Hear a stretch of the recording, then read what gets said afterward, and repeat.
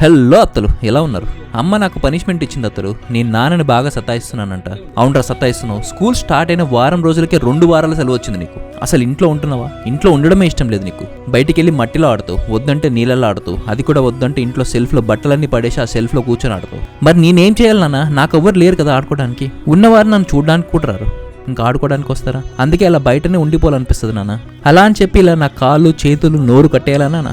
అమ్మ ఒక అరగంట సేపటి నుంచి ఇలానే కూర్చోబెట్టింది. Fold your hands, close your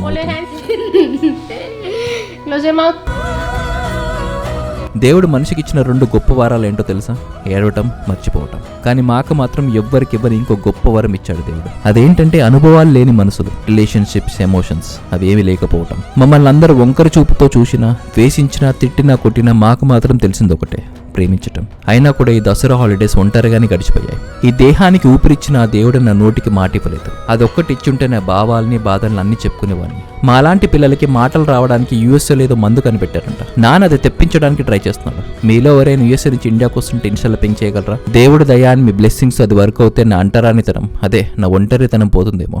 ఉంటారు అత్తలు, బాయ్.